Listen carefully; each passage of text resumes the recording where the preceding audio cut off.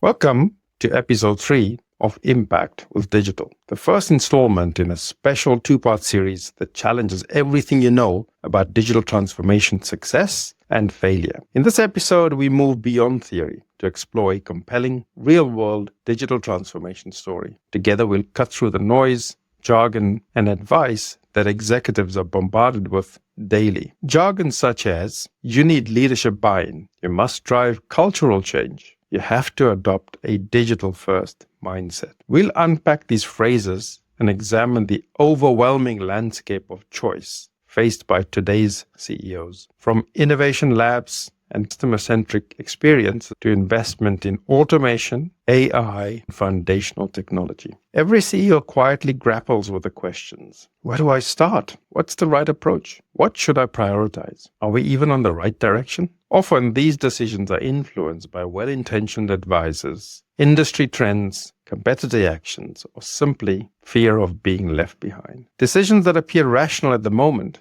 can unfortunately lead organizations down entirely unintended paths. Later in this episode, we'll dissect a billion-dollar case study, highlighting exactly how even the most well-resourced organizations can lose their way by confidently walking in the wrong direction. Stay with us. By the end, you'll have new insights into recognizing the early signs that you're heading off course. And in episode 4, I'll reveal a practical framework to help you avoid these pitfalls altogether. So let's get started. As I highlighted in the opening, you often hear buzzwords from well-meaning, well-intentioned, potentially consultants or internal advisors or from external sources of all sorts. And sometimes these kind of statements appear a little bit hollow, maybe leaving you more confused than when you started off in the process. So let's examine 3 of these buzzwords. First one being lack of leadership buy-in is the root cause of digital transformation failures. Now, when listening to this as an executive,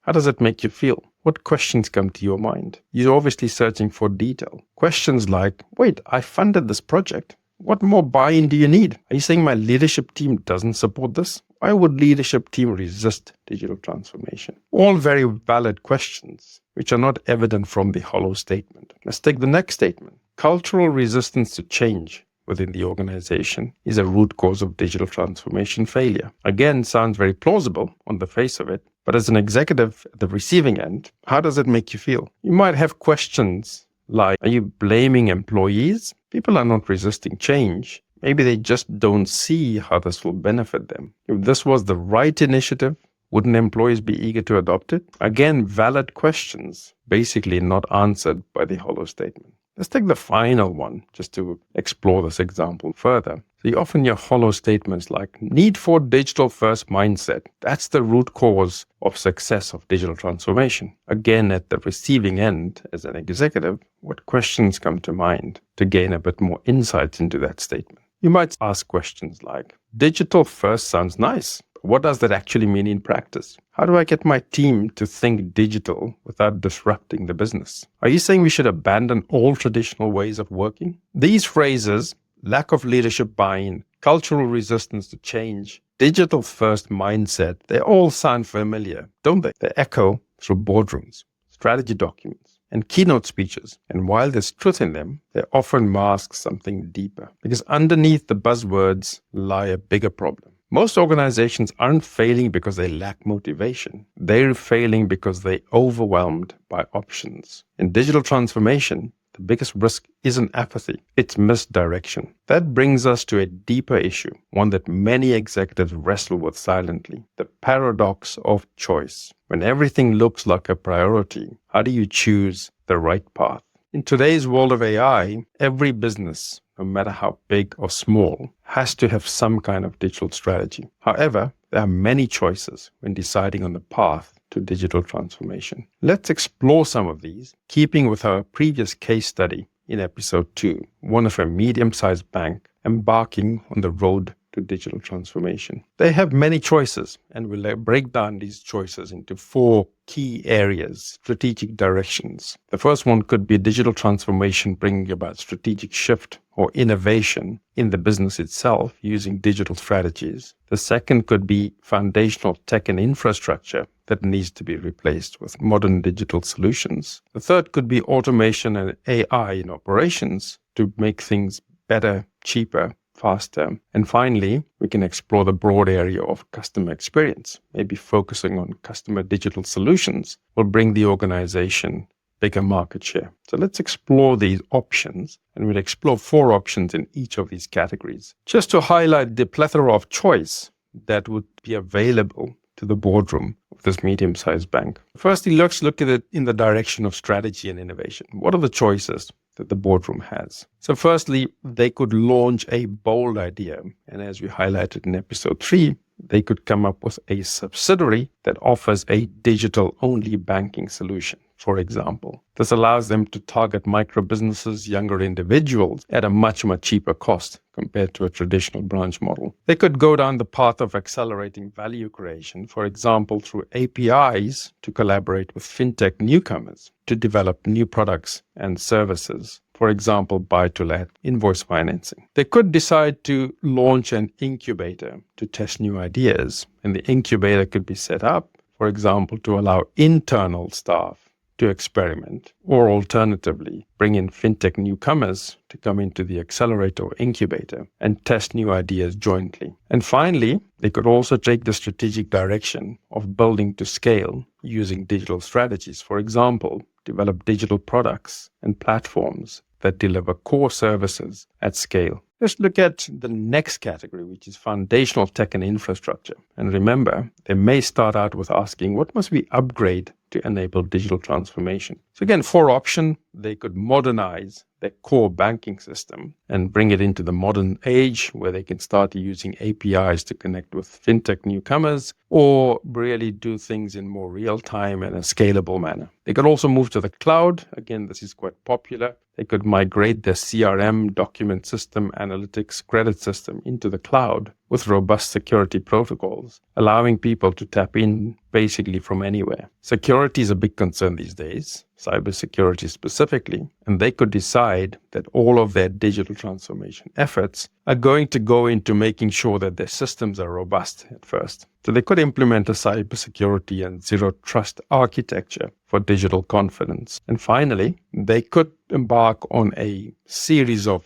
digital transformation changes to allow for a more connected workforce. Maybe this is the time of COVID, for example, where people need to work more from home. So they could, for example, integrate voice over IP, chat, video conferencing for seamless team collaborations. The third category we looked at was automation and AI in operations. And the question they would be asking themselves is, where can we increase efficiencies and intelligence using digital transformation? So options include automate the mundane, so basically using robotic process automation to automate traditional, more routine, standardized tasks and workflow. They could apply smart decisioning, so apply AI and machine learning with a lot of data that they've captured and use this to do credit scoring or kind of assess more customer behavior, for example, or automate emails that are sent out to customers to sell different products. They could digitize paper trail, for example, automate document processing using OCR and NLP for forms and IDs. And finally, they could have more of a human-like interaction using an AI-based chatbots,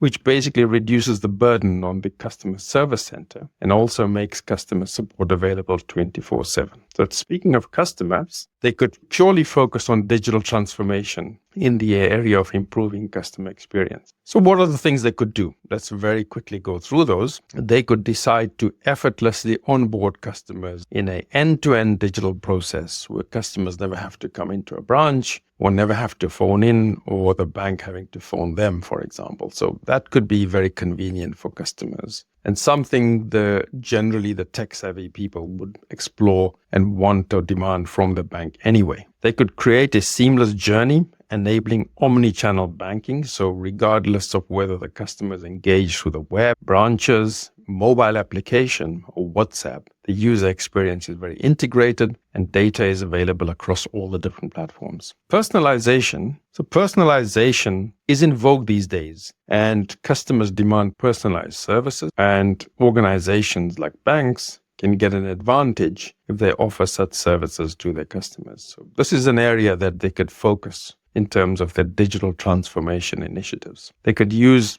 data collected from customers. They could apply a layer of AI analytics and proactively anticipate the needs of customers in future, or look for cross-selling opportunities as well. And finally, again, moving from the chat aspects, they could also provide a self-service portal to customers where customers can come in and really get all their queries answered without having to go through a chatbot itself or through the customer service agent. Again, this frees up staff internally as well as make the portal available 24/7, allowing customers to engage bank whenever they need. So we've highlighted the paradox of choice. There are so many choices available to a CEO, a boardroom, when embarking on digital transformation. And effectively, the organization is spoiled for choice. But that in itself is a curse, because what do they choose? Too many options will result in little to no action, because choosing is so difficult. It seems easier to not do something or to wait. Some will rationalize procrastination with we need more research. We need to do more market analysis, etc. And often with so much choice, executives will ask questions like, where do we start? What's the right thing to do? What do we prioritize? So in the absence of a framework to decide on what to do when you're faced with so much choice, generally CEOs, boardrooms use 3 ways to decide on a specific path. The first will be they'll ask somebody for advice, or they'll follow advice either given by experts, consultants, internal experts, also things like books they read, trends out there, for example. So any type of advice that's coming from externally or internally will be followed. In many cases, companies will follow what their competitors are doing, and that is quite common. And lastly, as we've seen with hype like artificial intelligence in a not so distant future, we saw the hype around blockchain. There's a fear of missing out. So they're driven by a fear of missing out, and they therefore embark on a solution looking for a problem. And AI is classic. I'm not saying that AI is not the right solution. AI has many advantages, but you first have to identify your problem to then decide what is the most appropriate AI solution to deploy to solve that problem. So just to repeat, there's 3 decision or deciding factors in the absence of a framework, and we'll cover this framework in episode 4 in a little bit more detail. But in the absence of such a framework and faced with so much choice, executives will embark on a path, either following advice, following competitors, or driven by a fear of missing out. So let's say you've chosen your digital path, perhaps influenced by advice, industry trends, competitive pressures, or even the fear of falling behind. I'd like to use an analogy. Picture yourself setting out on a hike, standing at a crossroads. You make a confident decision and start down the chosen path. Determined to reach your destination successfully, you begin putting significant effort into making progress, becoming faster, more efficient, and better equipped. For the person in a company entrusted with implementing digital transformation, they rarely question whether the path they're going down is the right path. They focus on the chosen path and reaching the end as effectively and efficiently as possible. But here's a critical reflection. Are these efforts truly moving you closer to genuine success, or simply accelerating your journey down the wrong path? Let's explore 3 common efforts organizations invest in once they're committed to the chosen digital path. Each represents a significant time,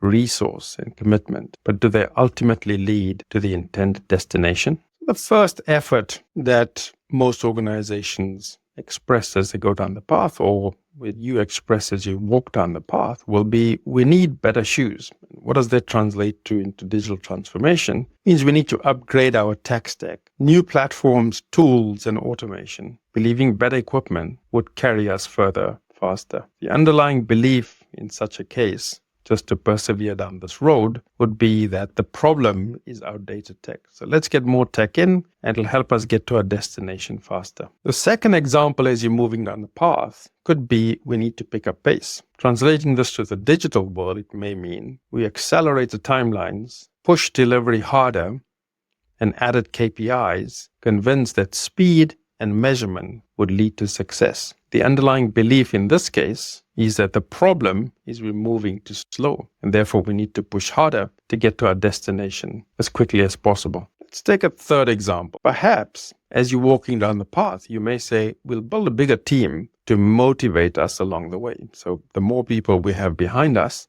the more motivated we will be. And translating this to the digital world, could say something like, we hired more people, brought in transformation leads, and expanded capability, assuming that more support would get us there faster. The underlying belief in this case is that the problem is a lack of capacity, and bringing more people, more skills, more hands to the deck will help us get there effectively and efficiently. So most digital transformation efforts, because they didn't try hard enough, didn't have the right culture, or lacked buy-in. They failed because they are on the wrong path in the first place. They didn't ask the questions up front, such as, are we solving the right problem with digital? How do I know we are on the right path? Is our current strategy one with the highest impact? So what if competitors are doing it? So what if competitors are following a certain digital strategy? Is it right for me? Am I getting the right advice here? If so, how do I know before I invest time and effort going down this path? Having stopped and asked these questions may have not led you down the wrong path in the first case. And my premise is that most digital transformations fail, and statistics highlight that 70% of digital transformations fail, as I highlighted in episode 1, is basically because of the reason that people are moving down the wrong path in the first case. So just remember, when faced with paradox of choice and without a methodical way of identifying the right digital strategies with the highest impact, executives are bound to follow advice, copy competitors, or be driven by the hype and fear of missing out. So let me give you a real-world example of what happens when digital transformation is driven not by strategic clarity, but by pressure. Pressure from what competitors are doing, pressure from the hype cycle, and maybe pressure from advisors saying, this is where the market is going. You don't want to be left behind, do you? Back in 2016, one of the world's most prestigious investment banks, Goldman Sachs, made a bold move. They decided to break into retail banking with a sleek, digital-first offering. It looked modern, it sounded disruptive, and it was launched with serious investment, insights from 100,000 customer interviews, and the backing of some of the sharpest minds in finance. But a few years later, it became one of the most expensive strategic missteps in banking. So let's go through a timeline of the rise and fall of Goldman's consumer business. Conclude with gaining insights into the most valuable lessons learned by the company. In 2015, Goldman was doing strategic reassessment and conducting early research and development into this consumer banking. Post-crisis, Goldman Sachs began to look for new revenue streams. They did extensive research with over 100,000 customer interviews. They highlighted the consumer pain points of traditional banking, and Goldman's conceptualized the digital-first consumer bank. So in 2016, Goldman's acquired GE Capital. And what this did was it gave them an immediate banking license, bearing in mind that applying for a banking license could take upward of 2 years. And by doing the acquisition, they were able to quickly acquire a banking license, which allowed them to take high-yielding saving deposits. Part of the process of the acquisition was also that they acquired 16 billion worth of deposits, an important factor when looking at funding the loans on the other side when the bank was going to launch, the digital bank was going to launch. In 2016, Marcus launched to offer a digital-only low-cost lending with no hidden fees. They targeted debt consolidation and credit card refinancing. By the end of the year, they issued over 2.5 billion personal loans, becoming a competitive force against fintech disruptors and peer retail banks. So as you can see, and in typical Goldman style, they're moving very fast when they decided to go down the path, putting all their effort into getting there in the most competitive way possible. So after launching in 2016, in 2017, 2018, growth continues with product expansion and more acquisitions. So they acquired Clarity Money, a personal finance app to improve budgeting and spend tracking. They integrated Clarity's capabilities into Marcus to evolve into a broader financial wellness platform and gained over 1 million users through this acquisition. By September 2018, they expanded into other parts of the world now. So remember, they expanded firstly within their own market, and now they're expanding, broadening out into other markets in other parts of the world. So in 2018, Goldman launches a saving product in the UK, offering competitive 1.5% interest rates. In just 40 days, over 100,000 customers sign up, a huge success for a foreign entrant with no retail bank branches. UK deposits grow to 8 billion within a year. They had to close deposit accounts sign-ups due to reaching the regulatory threshold. Now, regulators will often place a threshold on the amount of deposits that banks can take in the early days. And Goldman's was so successful that they hit this target within the first year. So in 2019, momentum continues, and Goldman's announced a major partnership with Apple. The launch of Apple Card in the US with Goldman Sachs as the issuer and credit underwriter. The partnership allows Marcus to offer credit cards for the first time, and the partnership gives them access to 1 million iPhone users. In 2020, they announced ambitious growth plans. They announced an intention to expand into checking accounts, wealth management, and advisory tools. In the annual report, Goldman's communicate their 5-year vision to grow deposit balance to 125 billion and loan and credit card portfolio of 20 billion by 2024. 2024 was also meant to be the year where they break even. Investment in growth leads the company to report a loss of 783 million. Are these signs of cracks emerging, or is it just a case of investment in growth and not expecting, obviously, to make a profit in the first few years until they break even? Let's move ahead forward. So 2021, cracks start to appear with multiple leadership departures and changes. So in February 2021, Omar Ismail, the consumer banking division lead, leaves to join Walmart's new fintech venture. Swati Bhatia is appointed to lead markets 2021, but eventually she steps down in 2023. Remember, we said they made a loss in 2020. The losses continue. And in 2021, they made a loss of 1.05 billion. 2022, losses spiral up out of control. And worse, they start getting regulatory scrutiny. So losses spiral to 1.2 billion for the first 9 months of the year. The Federal Reserve, which is a regulator, initiates an investigation focusing on the oversight of Marcus, its management, governance, and handling of customer issues. The scrutiny highlights potential deficiencies in risk management and compliance within the consumer division. Reports emerge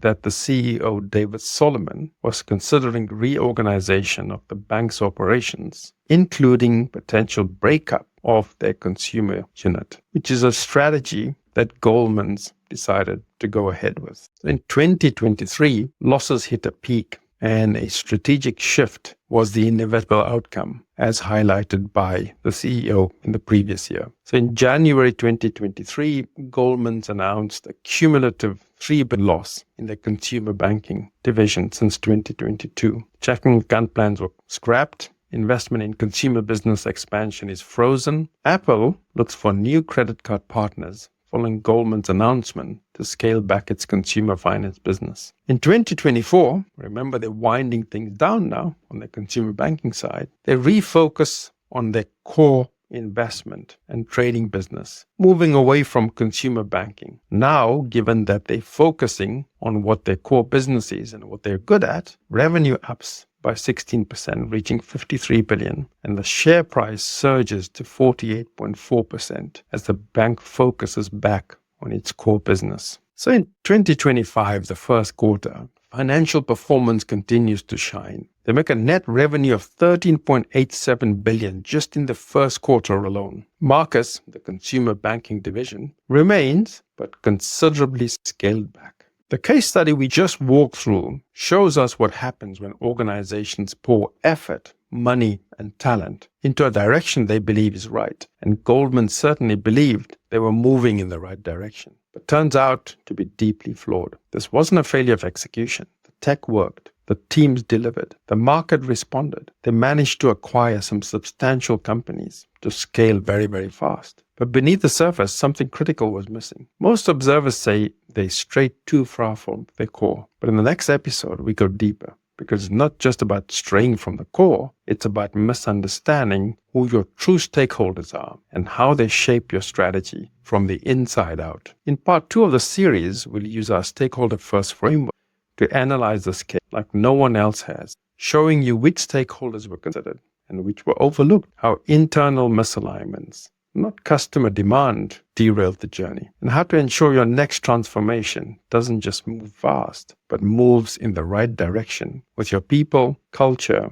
and priorities fully aligned. If you're planning a transformation or are already on the journey, this episode will help you spot the red flags early and course correct with clarity. Join me in episode 4 as we go beyond the headlines, cut through the noise, and show you how to build transformation on a foundation that actually works. See you in episode 4.